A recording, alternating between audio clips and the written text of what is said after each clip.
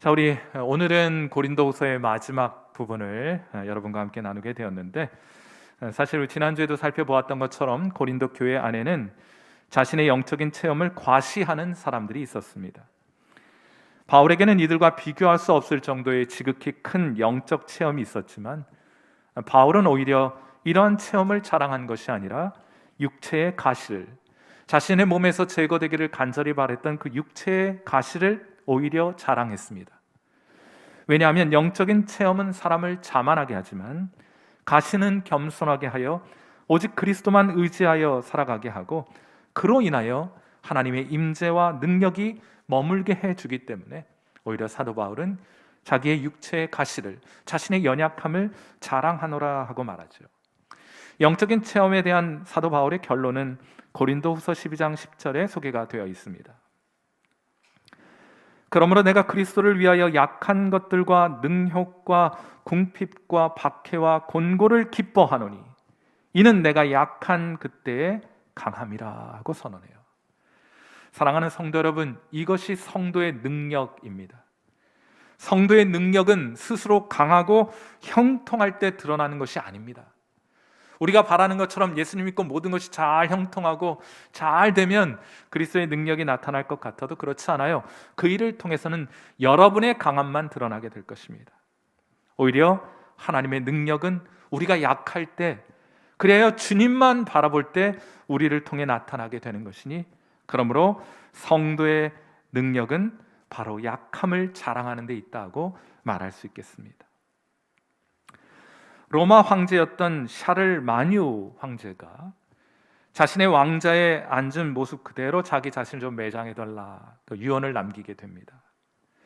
머리에는 황금 왕관을 쓰고 손에는 그의 권세와 권위를 상징하는 홀을 들고 황제의 망토를 거치고 무릎 위에는 멋진 책을 펴놓은 상태 그대로 자신은 무덤에 들어가겠다 하고 유언을 남겼던 것이에요. 그것이 AD 814년의 일입니다. 그리고 200년의 세월이 지난 어느 날 로마의 또 다른 황제였던 오델로라는 황자는 조사단을 파견해서 샤를마뉴의 무덤을 개봉할 것을 명하게 됩니다. 그리고 보고서를 작성하게 했어요. 그리고 실제로 그의 무덤은 개봉되었습니다. 200년이 지난 샤를마뉴의 모습은 어땠을까? 사실 그의 모습은 끔찍하게 이루 말할 수 없었습니다. 왕관은 삐뚤어져 있었고 망토는 좀 먹었으며 육신은 볼성스러운 모습이었습니다. 그의 허벅지뼈 위에는 그의 요구대로 책이 한 권 펼쳐져 있었는데 그 책이 무엇인가 하면 바로 성경책이었어요. 흥미롭게도 샤를마뉴의 손가락 중 하나가, 뼈만 남은 그의 손가락 중 하나가 유독 성경의 한 구절을 가리키고 있었습니다. 그 구절은 다름 아닌 마태복음 16장 26절 말씀이었어요. 자, 우리 이 말씀 같이 한번 읽겠습니다. 같이 읽죠. 시작. 사람이 만일 온 천하를 얻고도 제 목숨을 잃으면 무엇이 유익하리요? 사람이 무엇을 주고 제 목숨과 바꾸겠느냐 하는 그 구절에 손가락이 그것을 가리키고 있더래요. 사랑하는 성도 여러분, 로마의 황제가 누렸던 부귀와 영화 모두 풀과 같이 마르고 꽃과 같이 시들어 버렸습니다. 그것이 우리 인생입니다. 이 세상이 주는 기쁨이 있습니다. 그러나 이 세상에 주는 기쁨은 찰나적인 것이요 영원하지 않은 것입니다. 그것들은 다만 영원한 기쁨의 그림자일 뿐이에요. 우리가 이 땅에서 경험하는 기쁨 좋죠. 그런데 더 좋은 것이 있다는 것을 그러한 기쁨들이 가르쳐주고 있는 것이에요. 실체는 따로 있습니다. 참되고 영원한 기쁨은 따로 있습니다. 그리스도 안에만 있습니다. 물론 육체의 가시는 아프지요. 고통스러울 것입니다. 제발 사라지기를 간절히 바라고 할 수만 있다면 그렇게 해야 합니다. 사랑하는 귀한 성도 여러분, 오늘 현장에서나 오늘 온라인상에서 함께 예배 드리는 분들 가운데 육체의 가시로 인해 고통하고 아파하는 분들이 있거든. 하나님께서 여러분들을 긍휼히 여겨주셔서 그의 능력을 여러분 가운데 나타내 주셔서 여러분에게 그 육체의 가시를 거두어주시기를 간절히 바랍니다. 하나님께서 그 능력을 여러분에게 허락해 주시기를 바라요.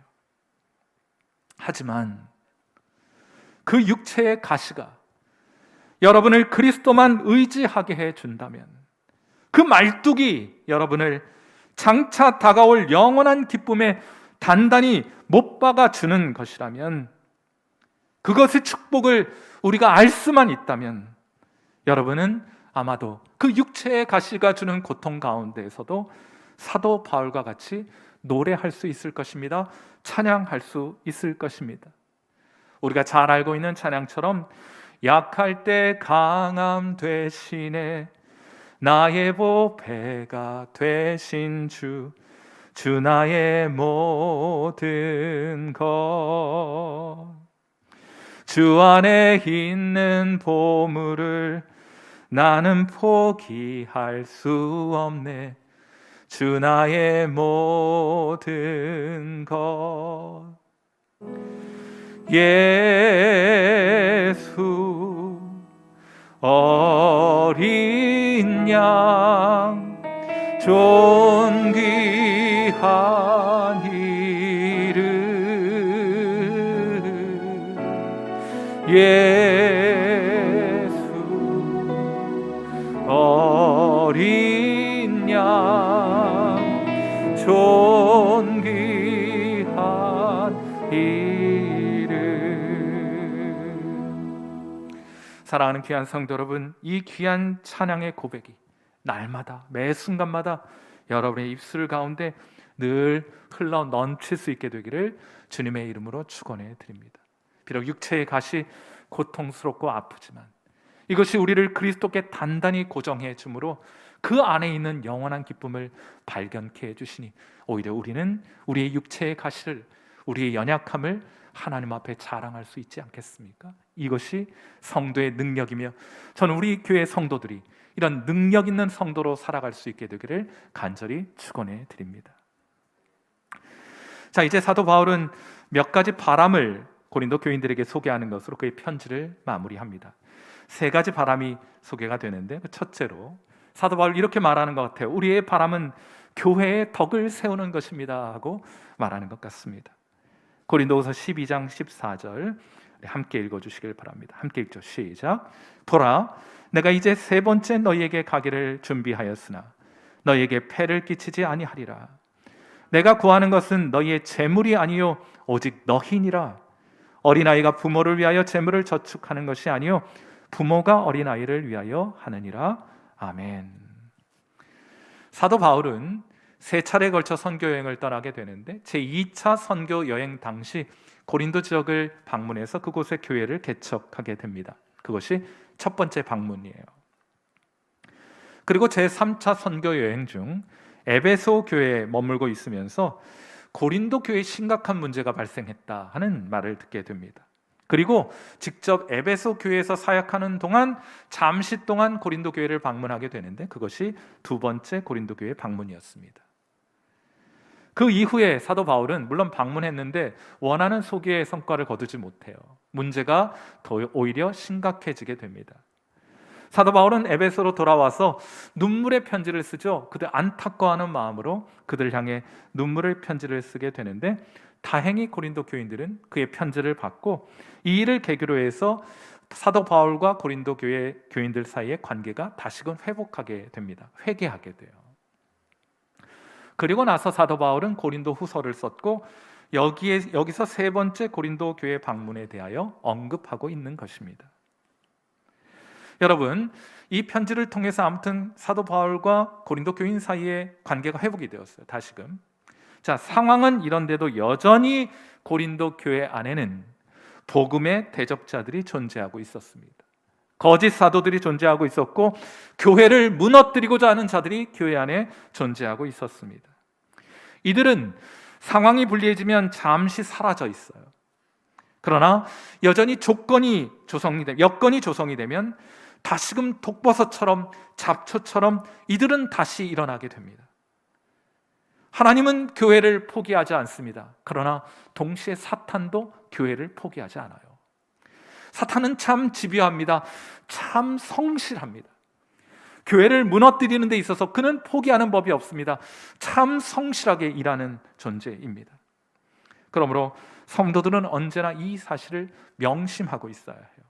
우리가 방심하면 언제든 이 독버섯이 자라 교회를 허물어뜨리고 무너뜨리게 되는 일들이 나타나게 될 것이기 때문입니다. 사탄은 겉으로 드러나는 약점이 있으면 그걸 잡고 늘어집니다.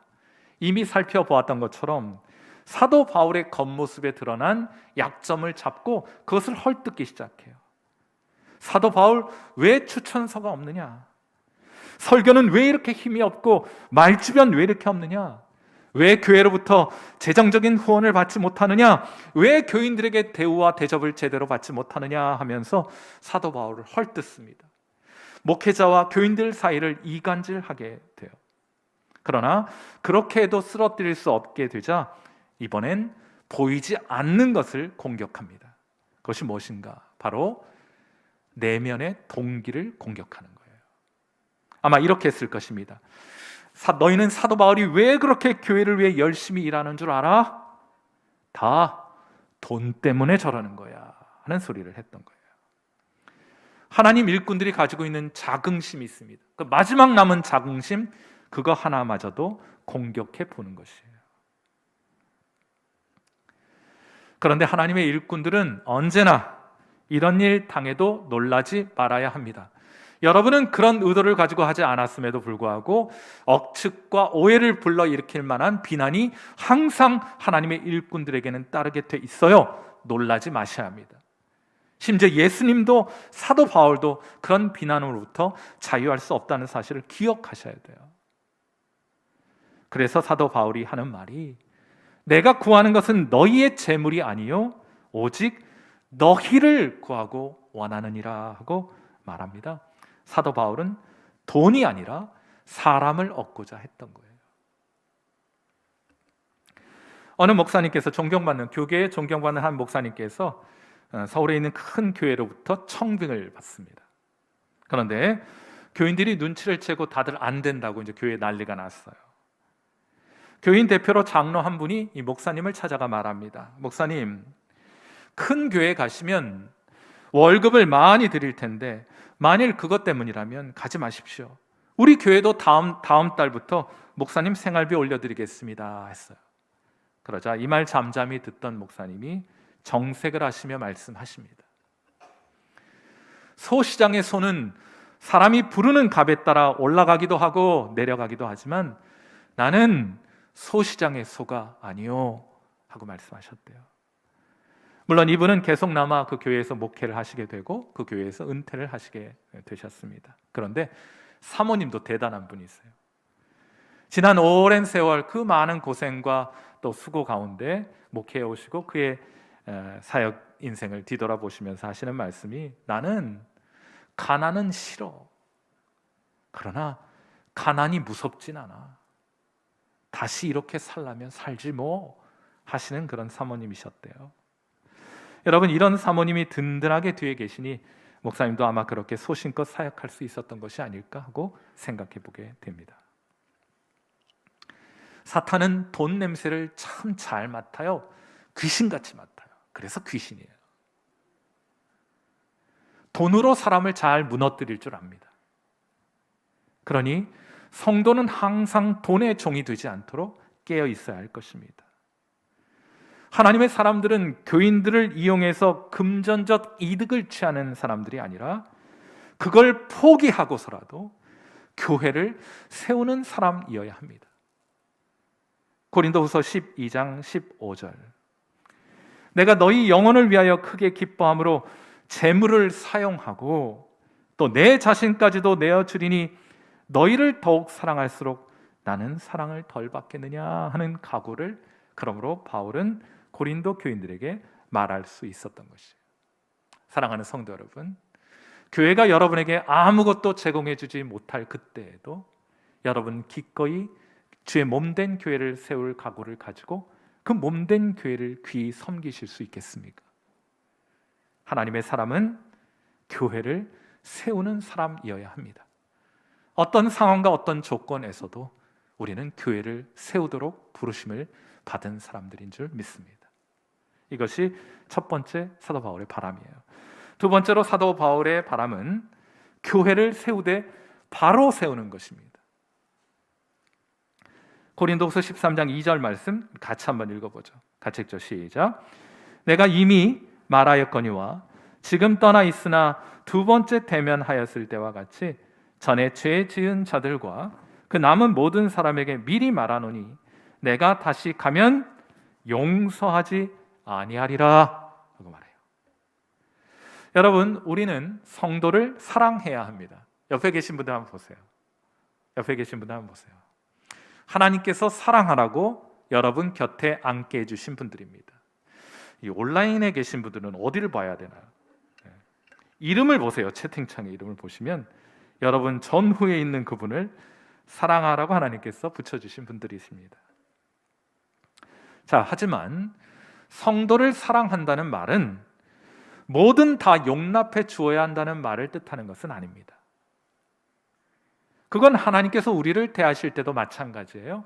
하나님은 우리를 사랑하시나 우리의 모든 것을 다 용납하시는 분은 아닙니다. 하나님은 우리가 범죄했을 때도 물론 정죄하지는 않으십니다. 로마서 8장 1절 말씀 보세요. 그러므로 이제 그리스도 예수 안에 있는 자에게는 결코 정죄함이 없나니 하고 고백하죠. 여러분, 하나님은 우리를 정죄하지 않습니다. 그러나 사탄은 우리를 정죄합니다. 하나님이 너 같은 것 용서해 주시겠어 합니다. 너 같은 것 하나님이 받아주시겠어? 너 같은 것 하나님 사용하시겠어? 너 같은 것은 하나님께 버림받은 거야 하는 목소리를 날마다 우리 성도들의 귀 속에 심령 가운데 속삭이게 돼요. 그러나 사도 바울은 말합니다. 그러므로 이제 그리스도 예수 안에 있는 자에게는 결코 정죄함이 없나니 하고 말해요. 사랑하는 성도 여러분, 오늘 저를 따라서 한번 해보세요. 그러므로 이제, 더 크게 한번 해보세요. 그러므로 이제 그리스도 예수 안에 있는 나에게는 결코 정죄함이 없나니. 정죄가 무엇입니까? 신분을 박탈하는 것입니다. 자격을 박탈하는 것이요. 거기에는 탈출구가 없습니다. 정죄받으면 끝입니다. 자격을 박탈당하고 하나님 자녀로서의 신분을 박탈당하면 그것으로 끝이에요. 그것이 정죄입니다. 무시무시한 것이에요. 그러나 그리스도 예수 안에 있는 저와 여러분에게는 결코 정죄함이 없습니다. 그리스도께서 우리에게 주신 하나님 자녀로서의 거룩한 신분은 그 어느 누구도, 사탄도 천사도 그 어느 누구도 빼앗아 갈 수 없습니다. 그러므로 사랑하는 성도 여러분, 그리스도 예수 안에 있는 성도 여러분, 여러분 안심하십시오. 여러분은 결코 망하지 않습니다. 가나안 농군학교의 설립자 김용기 장로님은 마지막 순간까지 기도굴에서 기도하시다 돌아가셨어요.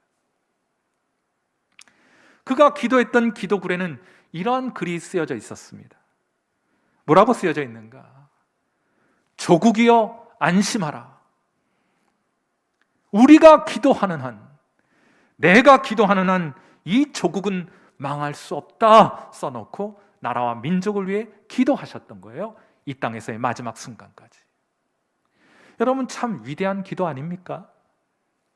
그런데 궁금해져서 이 김용기 장로님께서 어떻게 이런 기도를 배우실 수 있었을까?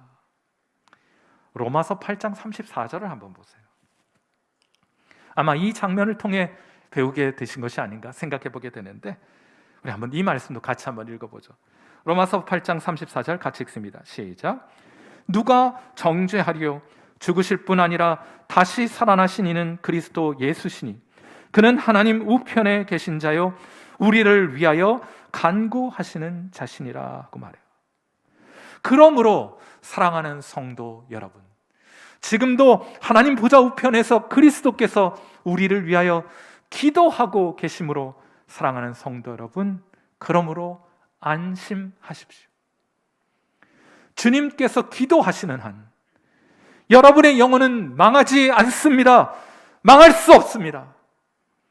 그리스도 예수 안에 있는 여러분에게는 결코 정죄함이 없는 줄 믿습니다. 아멘. 하나님은 우리를 결코 정죄하지 않으십니다. 그러나 정죄는 없겠지만 징계는 있습니다. 정죄의 목적은 신분을 박탈하는 것이라면 징계의 목적은 교정하는 것입니다. 잘못했다고 자식의 자격을 박탈하는 부모 없습니다. 하지만 잘못을 하는데도 그걸 교정하지 않는 부모도 없습니다. 이때 사용하는 용어가 징계라는 표현이에요. 그건 하나님도 마찬가지시고 교회도 마찬가지입니다. 우리는 성도를 사랑해야 합니다. 그러나 명백한 잘못은 적법한 절차를 따라 교정해 주어야 합니다. 고린도후서 13장 1절 말씀이에요. 내가 이제 세 번째 너희에게 가리니 두세 증인의 입으로 말마다 확정하리라 하고 말했어요. 이 구절에는 예수님의 가르침이 반영되어 있습니다. 예수님께서 가르쳐 주셨듯이 어떤 형제가 명백한 잘못을 한 것을 보았다면 가장 먼저는 개인적으로 그에게 찾아가 그 잘못을 지적해 주어야 합니다. 그것이 성도의 책임이에요. 성도는 모든 일을 눈감아 주는 사람이 아닙니다. 명백한 잘못이 있을 땐 그에게 개인적으로 다가가 그것이 왜 잘못되었는지를 말해 줄 용기가 있어야 해요. 그런데 여러분이 하시는 말을 듣고 그 형제가 자신의 잘못을 뉘우치게 되면 여러분 아주 좋은 일이 교회에 발생한 것입니다. 그런데 듣지 않는 경우가 있어요. 그 경우엔 예수님께서 이렇게 말씀하셨습니다. 마태복음 18장 16절. 만일 듣지 않거든 한두 사람을 데리고 가서 뭐라고 했어요? 두세 증인의 입으로 말마다 확증하게 하라 하고 사도 바울이 지금 고린도후서 13장 1절에서 사용했던 것과 똑같은 표현을 사용합니다. 맞죠, 여러분? 자, 그러니까 사도 바울이 고린도후서 13장 1절에서 교인들을 향한 권면을 하고 있을 땐 예수님께서 교회를 바로잡기 위해 하셨던 그 모든 내용을 염두에 두고 이 말을 하고 있다고 말할 수 있는 거예요. 그러니까 오늘 본문 고린도후서에 포함되어 있지는 않지만 사도 바울의 마음속에는 그 이후의 과정도 염두에 두고 있다. 이렇게 안전하게 결론을 내릴 수 있겠죠. 두세 증인이 함께하여서 말마다 확정하게 된 경우 그 말을 듣고 마음을 뉘우치고 회개하게 되면 잘된 일입니다. 그런데 듣지 않는 경우가 있어요. 그 경우에는 다음 단계로 나아가야 하는데 그것은 교회 전체에 알리는 일입니다. 그래도 듣지 않게 되면 어떻게 되느냐? 최종적인 처분은 그를 출교시키는 것입니다. 여러분 혹시 우리 교회는 그런 일은 없겠습니다만 또 앞으로 없기를 바랍니다만 혹시 불가피하게 교회가 그런 결정을 내린다고 하더라도 그때도 여전히 동기는 사랑이어야 합니다. 그런 충격 요법을 통해서라도 잘못을 바로잡고 회복되기를 바라는 마음으로 눈물을 흘리며 사랑하는 마음으로 출교의 결정을 교회는 내릴 수 있어야 한다고 말하고 있는 거예요. 사랑하는 성도 여러분, 건강한 교회는 서로에게 덕을 끼치고 덕을 세우는 교회입니다. 말과 행동을 통하여 가르치고 격려하고 위로하면서 서로의 성장을 도모해 가야 합니다. 아울러 건강한 교회는 잘못된 것을 지혜롭게 혹은 사랑으로 교정하여 바로 세우는 교회가 건강한 교회인 거예요. 모든 것을 다 수용하고 모든 것을 다 눈감아주는 교회가 건강한 교회가 아니라 진리에 비추어 잘못된 교회를 사랑으로 교정하여 교회를 바로 세워갈 때 그 교회는 건강한 교회가 될 수 있을 것이라고 믿습니다. 부디 우리 사랑하는 성일교회 불의와 죄악을 향한 용기를 내어 단호하게 그것들을 대적하고 교회를 바로 세워가는 일에 귀 헌신하는 교회 될 수 있기를 주님의 이름으로 축원해 드립니다. 마지막 사도 바울의 바람은 교회가 진리 안에서 공명하는 것을 마지막으로 바라게 돼요. 우리의 바람은 교회의 공명을 이루는 것이다. 자, 고린도후서 15장 13장 5절 말씀 우리 같이 크게 한번 읽어주세요. 같이 읽습니다. 시작. 너희는 믿음 안에 있는가? 너희 자신을 시험하고 너희 자신을 확증하라. 예수 그리스도께서 너희 안에 계신 줄을 너희가 스스로 알지 못하느냐? 그렇지 않으면 너희는 버림받은 자니라 했어. 여러분, 이 구절은 성도들도 자신의 믿음을 자주 점검해 보아야 한다는 취지로 자주 사용되는 말씀입니다.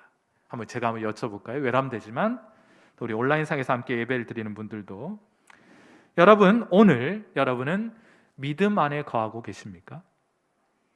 여러분 안에 예수 그리스도께서 계신 줄 여러분은 알고 계십니까? 어떻게 알아요? 예수님이 여러분 안에 계신 줄 어떻게 알아요?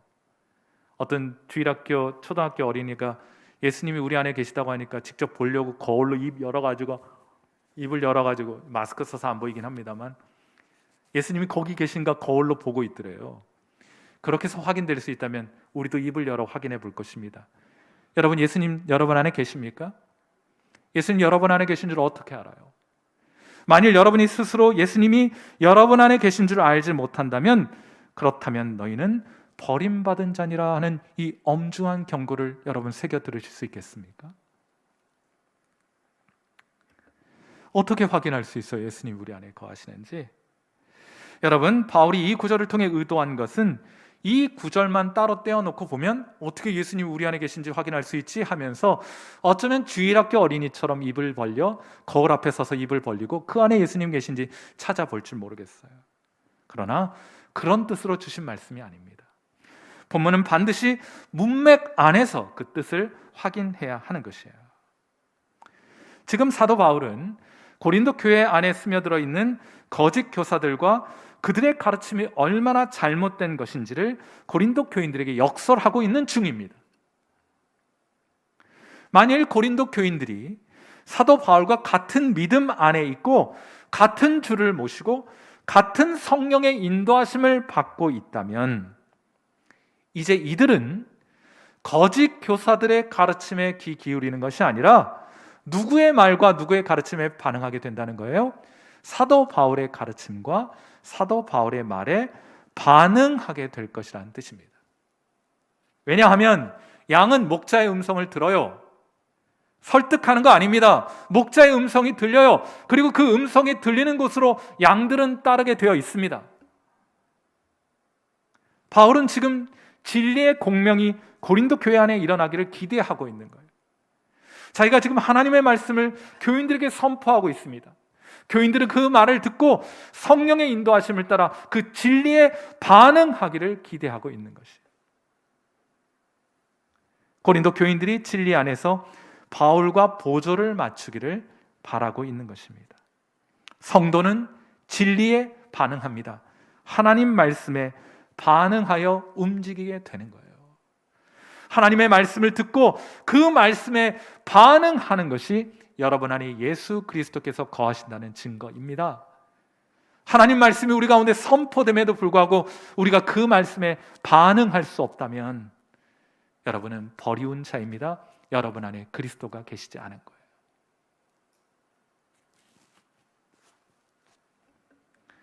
군집 생활을 하는 개미는 어떤 일에 대한 부담을 느끼는 정도가 개미마다 다르다 그래요. 예를 들어 이 개미의 집에 오물들이 쌓여가게 되면 이 청결한 개미들이 있기 마련입니다.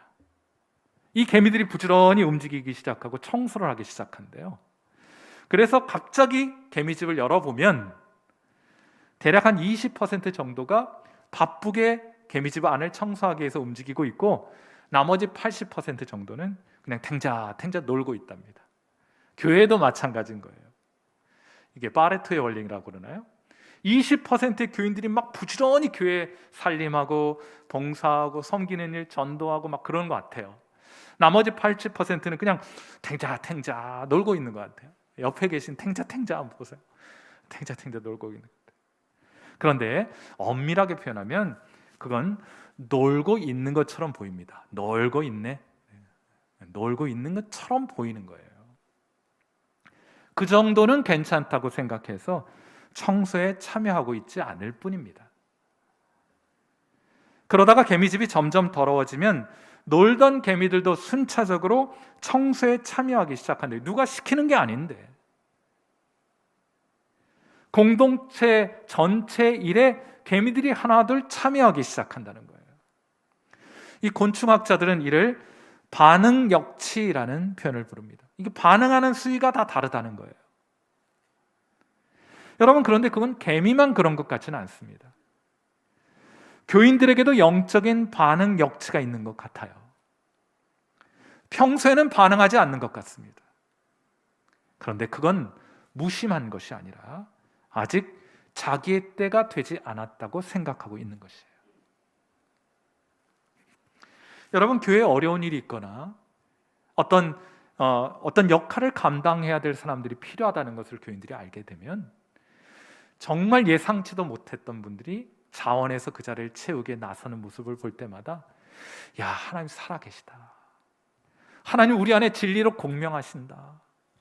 교회를 사랑하는 마음들을 우리 가운데 허락해 주셔서 자기가 반응해야 될 그때를 정확하게 알고 그때 교인들 반응하는 것이구나 하는 것을 알게 될 때마다 참 감동이 돼요. 그러므로 사랑하는 성도 여러분, 여러분이 혼자라고 생각하지 마십시오. 성도는 반응합니다. 성도는 공명합니다. 복음에 반응하고 교회를 세워가는 일에 공명합니다. 형제와 자매를 돕는 일에 마음이 끌리게 되어 그래서 움직이게 됩니다. 교회 안에 스며들어온 불의를 향해서는 거룩한 분노로 저항하게 됩니다. 그것이 그들이 믿음 안에 있다는 증거이고 그리스도 예수께서 그들 안에 있다는 증거가 되는 것이며 하나님께서 함께 하신다는 증거가 되는 것이에요. 사랑하는 성도 여러분, 여러분에게도 그런 증거 있으시죠? 아멘 하면 설교 마치고. 누가 아멘 하셨어요? 여러분 안에도 주님 몸된 교회 사랑하는 마음 있으시죠? 하나님 말씀이 우리의 귓가에 쟁쟁이 들려오면 그 말씀 따라 살아가고자 하는 여러분 영혼의 울림이 있으시죠? 그것이 여러분이 믿음 안에 있다는 증거요, 그리스도께서 여러분 안에 계시다는 증거가 되는 줄 믿습니다.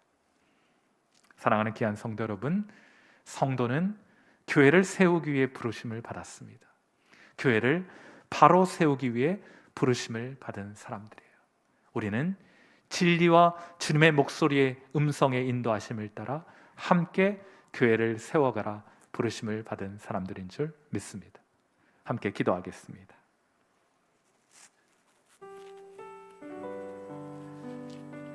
자, 우리 반주 들으시면서 함께 기도하죠.